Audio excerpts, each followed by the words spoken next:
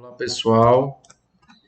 Bem pessoal, hoje a gente vai estar iniciando aí o nosso estudo de eletrodinâmica, né? Mais especificamente falando sobre corrente elétrica e circuitos simples, né? Circuito elétrico simples. A gente vai estar falando sobre elementos do circuito também. Pedir a vocês mais uma vez para que vocês possam estar entrando em contato comigo, caso vocês tenham dúvida, pessoal, para vocês estarem fazendo as atividades do Tarefa Online. Esse assunto aqui já é um assunto do livro 3, tá? A gente está dando continuidade aos conteúdos, tá? Dos livros. Lembrando vocês também que vocês podem estar acessando aí as aulas através da plataforma SAS, através do QR Code que fica no início de cada capítulo aí, tá, pessoal? Então vamos lá, pessoal. Então, como uma introdução, né, ah, é o ramo da eletricidade que estuda o comportamento das cargas elétricas em movimento. Então, a corrente elétrica, pessoal, na realidade, ela é definida como cargas em movimento, tá? Então, a parte de circuitos elétricos, na verdade, é a aplicação prática da eletricidade. A gente começa estudando a eletricidade eletrostática, que é cargas em repouso e os fenômenos que acontecem com cargas em repouso, tá? E a partir disso a gente começa a estudar também os fenômenos eletrodinâmicos, que são cargas em movimento, tá? Estudar o que acontece quando você tem cargas em movimento dentro de um circuito elétrico e o que acontece quando você introduz elementos dentro desse circuito que possam, na realidade, ter aplicações práticas, tá? A eletricidade é de suma importância para basicamente todos os processos presentes na vida moderna, como por exemplo, sem ela, obviamente, você não poderia estar visualizando essa apresentação. Obviamente, porque essa apresentação é feita por um computador que tem um circuito elétrico através de uma placa de circuito, né, que coordena todas as atividades do computador. Tá? Então, o que é corrente elétrica? É o movimento ordenado de elétrons no interior de um condutor. Esse condutor pode ser vários materiais, geralmente são os materiais mais utilizados são ligas metálicas, por exemplo, cobre, tá? E ela pode ocorrer nos condutores sólidos como nos metais e em gases líquidos ionizados também. Então, não necessariamente condutores pode ser apenas objetos sólidos, mas na maioria das vezes é utilizado essas ligas metálicas sólidas mesmo, tá? Importante lembrar que o elétron que se movimenta desprendendo da camada de valência da eletrosfera para a próxima camada assim, e assim sucessivamente, tá? Então, assim é que ocorre o transporte de elétrons dentro de um condutor qualquer, tá, pessoal? Então você tem aqui, né, na realidade, um modelo atômico, né, que mostra a eletrosfera, né, o núcleo, né, e aqui mostra as várias camadas aqui associadas aqui à nuvem eletrônica em um átomo, tá, pessoal? Então, criando uma corrente elétrica. Primeiro vamos usar um pedaço de metal que possui elétrons desorientados. Então, como é que você cria uma corrente elétrica? Na realidade, na prática, a corrente elétrica, como eu disse, ela é, na realidade, o movimento dessas cargas, desses elétrons dentro de um material qualquer, né? Para um condutor, geralmente, esses portadores de carga, como a gente chama em física, geralmente eles permeiam o material mais pela superfície do material, né? E aí ele diz aqui que pode-se obter uma corrente elétrica, é necessário criar um campo elétrico nesse condutor. Com esse campo elétrico teremos diferentes níveis de energia de potencial. Esses diferentes níveis de potencial provocarão algo conhecido como diferença de potencial. O que isso quer dizer? Na prática, para que você tenha uma corrente elétrica, você precisa de uma diferença de potencial entre dois pontos quaisquer dentro de um condutor, tá bom? Essa diferença de potencial pode ser obtida ligando-se um condutor acima a uma pilha, tá? Então isso a gente vai ver quando a gente for falar sobre geradores, tá ok? Quando você liga na realidade o objeto que é uma pilha, né? Então você tem um condutor aqui que pode ser um fio de cobre ou qualquer outro material, tá? Quando ele é ligado a um gerador qualquer, pessoal, você consegue, na realidade, né, a partir desse momento, gerar uma diferença de potencial e, a partir disso, gerar uma corrente elétrica dentro desse condutor. É assim que ocorre, na prática, a geração de corrente elétrica dentro de um condutor qualquer, tá? Bem, a gente tem aqui algumas definições quanto ao sentido da corrente. Então, o sentido real da corrente elétrica será o mesmo sentido do movimento das cargas elétricas negativas, tá? Elétrons, e, portanto, contrário ao movimento das cargas elétricas positivas, ou seja, das cargas positivas, tá? Com o avanço da tecnologia, diminuiu-se, por convenção, o sentido convencional da corrente elétrica como sendo, definiu-se, né, como sendo o sentido contrário do movimento dos elétrons, tá? Então, geralmente, o sentido da corrente elétrica ele é contrário ao movimento dos elétrons, tá? Bem, pessoal, aqui considerando-se aqui nesse caso que a área de seção do fio, né? E aí a gente vai analisar isso aí de uma maneira bem interessante, porque a gente consegue definir a partir disso a intensidade da corrente elétrica, tá? Então cada elétron possui uma quantidade de carga elétrica conhecida como carga elementar, e essa carga ela tem um valor bem definido, tá? Que é 1,6 vezes 10 elevado a menos 19, ou seja, a carga de um único elétron sozinho, tá? Para calcular a carga, nesse caso aqui, uma densidade de carga, uma carga total, né? Basta nós multiplicarmos o número de elétrons vezes a carga elementar. Então, se você tem uma densidade de carga, ou seja, vários elétrons em um condutor, para você calcular a carga total que passa naquele fio condutor, por exemplo, você tem que pegar o número de elétrons e multiplicar por a carga elementar, que nesse caso é a carga do elétron, tá? A carga elétrica no Sistema Internacional de Unidades ela é definida como Coulomb, como já falei anteriormente para vocês, tá? E a intensidade da corrente será maior quanto mais elétrons passarem por a seção transversal, ou seja, a gente consegue definir na realidade essa intensidade da corrente elétrica pela quantidade de elétrons que passam pela uma seção transversal. A seção transversal de um fio, na realidade, é a seção reta, um círculo, tá? Se o fio for cilíndrico, tá, pessoal? Então, ou seja, quanto mais cargas passarem, menor o intervalo de tempo, tá? Ou no menor intervalo de tempo. Por isso, define-se corrente elétrica como a quantidade de cargas dividida pelo tempo, ou seja, a quantidade de cargas que passam numa seção transversal de um fio, né, numa seção reta de um fio, por tempo, tá ok? A corrente elétrica no Sistema Internacional de Unidade tem a unidade chamada de ampere, tá, pessoal? Que é na realidade, definida aqui pela letra A. Aqui a gente tem um problemazinho, tá, pessoal, relacionado à corrente elétrica. Vou deixar para vocês tentarem fazer, é um exercício resolvido. Se vocês quiserem, eu posso disponibilizar esse slide para vocês, se vocês fazerem se tiverem dúvida, podem entrar em contato comigo. Bem, aqui a gente tem, como a gente está estudando corrente elétrica, a gente tem alguns tipos de corrente, né, elétrica, tá? O primeiro delas que a gente estuda é o que nós chamamos de corrente contínua. E aí a gente tem algumas características relacionadas a esse tipo de corrente. Primeiro, ela não altera o seu sentido, ou seja, é sempre positiva ou sempre negativa. Se seu gráfico for dado por um segmento de reta constante, ou seja, não é variável. E é comumente encontrado em pilhas e baterias. Então, você vê que o gráfico da corrente contínua, na realidade, ela é uma reta horizontal a uma reta, uma reta paralela à reta do tempo. Ou seja, ele tem o mesmo valor de corrente para todo todos os instantes posteriores, ok? Já a corrente alternada, né, depende da forma como é gerada a corrente. Esta é invertida periodicamente, né? Na realidade, ela descreve, o gráfico dela é descrito por funções seno ou cosseno, tá? Né? Ou seja, ora é positivo, ora é negativo, fazendo com que os elétrons executem o movimento de vai e vem. Esse tipo de corrente é o que encontramos quando medimos corrente encontrada na rede elétrica residencial, ou seja, a corrente medida nas tomadas da nossa casa. Elas são do tipo alternada, tá bom? Bem, a gente tem aí os gráficos da corrente contínua e alternada, né? Os gráficos, nesse caso aqui, é um gráfico de corrente versus tempo, tá? A gente tem aqui, por exemplo, um gráfico que aqui é uma função constante, tá? E aqui a gente tem para a corrente alternada, o gráfico da corrente em função do tempo, a gente tem uma função linear com o tempo, tá? Tudo bem.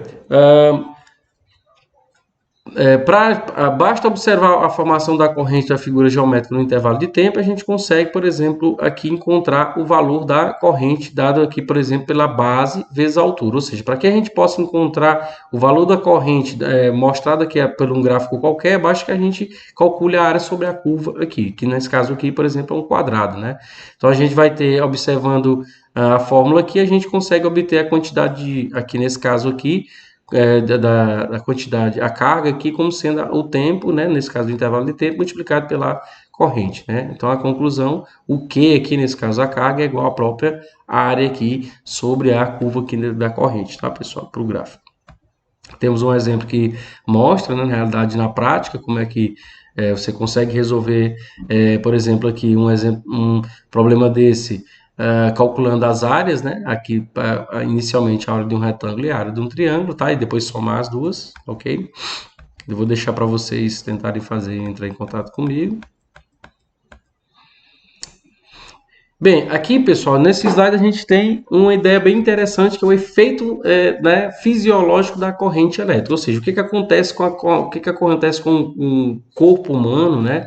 Ou o que acontece com a corrente quando ela interage com um corpo humano, um material que não necessariamente é um condutor metálico, né? Então, corresponde à passagem da corrente elétrica por um organismo vivo, tá? A corrente elétrica age diretamente no sistema nervoso, provocando contrações, ou seja, choques musculares, que é o que a gente vê na prática, tá? O pior caso de choque é aquele que origina quando uma corrente elétrica entra pela mão de uma pessoa e sai pela outra, tem grande chance de afetar o coração e a respiração. Então, se vocês verem, uma corrente de 1 miliampere ela dá a sensação de cócega e formigamento, né, interagindo, por exemplo, com o corpo humano. Com 10 miliamperes a gente tem a perca do controle dos músculos. De 10 miliamperes a 3 amperes a gente pode causar a corrente elétrica pode causar a morte em um ser humano ou até mesmo um animal, tá bom? Existe também o efeito térmico, tá, da corrente elétrica, também conhecido como efeito Joule, tá? Ele é causado pelo choque de elétrons livres contra os átomos dos condutores. Ao receberem a energia, os átomos vibram mais intensamente, né, nos condutores, se processa a transformação da energia em energia térmica, ou seja, a conversão de uma energia de origem elétrica em energia de origem térmica por conta do choque, né, desses elétrons livres contra os átomos do condutor, tá? Então isso acontece muito em aquecedores, como por exemplo aquecedor de cabelo, né, chuveiro elétrico, aqui a gente tem um ferro de passar roupa, chapinha, né, aqui a gente tem também uma máquina de assar pão. Então, todos esses são equipamentos que funcionam através do efeito Joule, ou seja, a conversão de energia de origem elétrica em energia de origem térmica. Tem o efeito luminoso da corrente, né, que o efeito é um fenômeno elétrico em nível molecular, né, em determinadas condições, a passagem da corrente elétrica através, né, de um gás rarefeito ou metal faz com que ele emita luz, ou seja, na realidade existe a emissão de luz, né, através da corrente elétrica que passa em fios, né, e também que estão imersos em um gás rarefeito. As lâmpadas fluorescentes, incandescentes ou anúncios luminosos são algumas das aplicações. A transformação direta de energia elétrica em energia luminosa, ou seja, parte dos elétrons emitem fótons e assim são espalhados, né, gerando energia de origem luminosa. Temos também o efeito magnético, tá, pessoal? É aquele que se manifesta pela criação de um campo magnético, isso a gente vai ver quando falar sobre lei de Ampère, tá? Na região em torno da corrente, tá? Então, por exemplo, você tem a corrente passando por um fio condutor qualquer e através dessa corrente que passa pelo fio condutor pode haver a geração de um campo magnético circundando esse fio condutor, tá ok? Bem, aqui, pessoal, ele só está classificando, na realidade, os materiais como condutores, né? O que são condutores e o que são isolantes, né?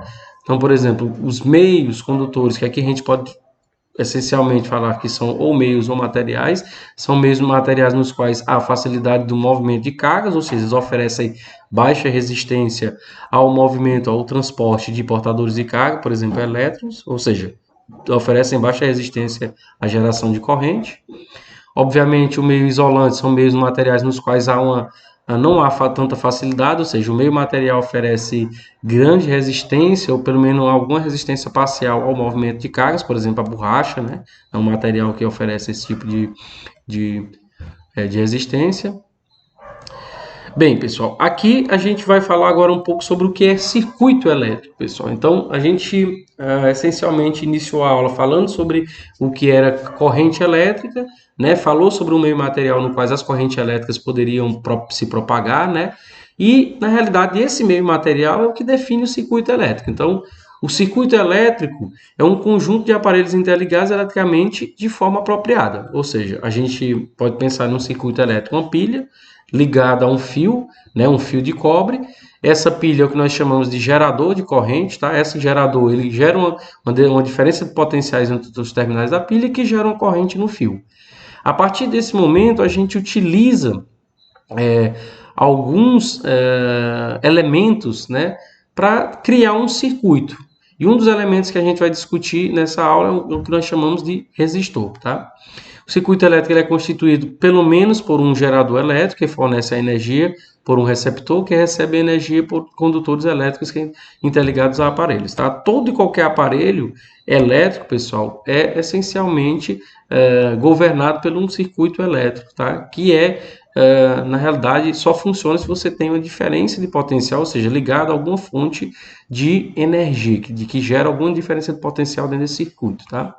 O circuito elétrico mais simples pode ser constituído, por exemplo, um interruptor, né, uma bateria e uma lâmpada. Então, é como se fosse uma pilha, né, a gente poderia pensar. Então, você tem um interruptor, tá? Você tem aqui uma bateria, quando você liga o interruptor, você fecha o circuito, a corrente é gerada, passa, chegando à lâmpada, né, e fazendo com que aqui a energia de origem elétrica seja convertida em energia luminosa, tá? E depois ele fecha o circuito voltando para a bateria, gerando uma diferença de potencial aqui dentro desse circuito e iluminando a lâmpada aqui, tá bom? Bem, um dos elementos do circuito é o que nós chamamos de gerador, ou seja, pilhas, baterias e qualquer outro tipo de elemento que gera uma diferença de potencial entre os dois pontos quaisquer do circuito. Né? Ele é um aparelho capaz de transformar qualquer tipo de energia elétrica, né? De energia em energia elétrica. Sua principal função é fornecer energia elétrica para as cargas atravessadas, ou seja, geralmente em eletricidade ele é representado por essa figura aqui, tem uma bordazinha maior que é o mais e aqui é o menos, né? E geralmente a energia ela tem a corrente ela tem essa direção, tá, pessoal? Então ela sai do mais e entra e vem para o menos, tá? Em um circuito, na representação de um circuito elétrico. Bem, eu tenho alguns geradores, né? Como a gente disse, né? Tem na prática a gente tem baterias, pilhas, baterias de celulares, né? Ou seja, a gente pode pensar, por exemplo, o celular ele tem aquele circuito elétrico, quando na realidade a bateria é o gerador de corrente faz com que todo o circuito e todos os elementos, né, introduzidos no circuito possam funcionar normalmente, fazendo com que o celular funcione, tá, pessoal? Aqui a gente tem alguns também geradores mecânicos. Bem, a gente tem também o receptor, né? Assim como tem o gerador, tem o receptor, que também é um outro elemento do circuito, né? O receptor é o aparelho que é responsável por transformar a energia elétrica em outras formas de energia, tá? Não sendo exclusivamente a energia de origem térmica. Então, ele é representado dessa forma, né? Onde a corrente é representada agora aqui entrando, né? Na realidade, no mais, desse sinal positivo, tá? E aí a gente tem alguns tipos de receptores, né? Ventilador, liquidificador nesse caso aqui um motor. Ou seja, você recebe energia elétrica e converte ela em uma energia cinética, né? Energia de movimento. Aqui também você recebe energia elétrica, converte em energia de movimento aqui também. Então são exemplos de receptores. Outro elemento do circuito que é bem conhecido, né, bem utilizado em problemas de física, né, principalmente na parte de circuitos elétricos, é o resistor. Ele é um elemento responsável por consumir energia elétrica e convertê-la em calor, tá? Ou seja, energia térmica. Esse fenômeno é chamado de efeito Joule. Então, a gente vai pensar o seguinte: o resistor na nomenclatura dos livros, pessoal, ele aparece com essa figura aqui. Toda vez que você vê uma figura dessa, na realidade ele está se tratando de um resistor ou essa aqui. Essas duas figuras representam a mesma coisa, tá? Todas as duas representam resistores, que essencialmente eles consomem energia elétrica e transformam em energia térmica via efeito Joule, tá, ok? Exemplos de materiais, né, na realidade de produtos que têm resistores, né, que funcionam como resistores, são ferro elétrico, chuveiro elétrico, aquecedores, né, de todo tipo, tá? Temos também os dispositivos de manobra, que são responsáveis por desligar ou acionar o funcionamento do circuito elétrico. Na realidade, são os interruptores, né? Então, se você tem uma chave que pode abrir ou fechar o circuito, fazendo com que a corrente passe ou não, tá? Esses são chamados de dispositivo de manobra. A gente pode pensar no acendedor de casa mesmo, tá? Então, a gente tem acendedores, né, e quaisquer tipos de interruptores, como sendo os dispositivos de manobra. Temos os dispositivos de segurança, né, que são responsáveis pela interrupção da passagem de corrente elétrica quando há uma grande intensidade elétrica, maior do que o suportável pelo aparelho, tá? E aí a gente pode pensar nos fusíveis e qualquer outro tipo de... Na maioria das vezes são utilizados mesmo os fusíveis, tá? Que são dispositivos de segurança. Temos o dispositivo de controle que mede ou identifica uma corrente elétrica ou a diferença potencial entre dois pontos, e aí a gente pode pensar no que nós chamamos de amperímetro. Esse amperímetro geralmente é utilizado para técnicos, né, em eletricidade, para poder consertar aparelhos elétricos, tá? Temos também o que mede a voltagem ou a DDP entre dois pontos quaisquer do circuito, que é chamado de voltímetro, e essa é a representação dele na nomenclatura de circuitos elétricos, da eletricidade, tá? E aí tem as fotos desses aparelhos, tá? Então a gente tem aí um amperímetro, né?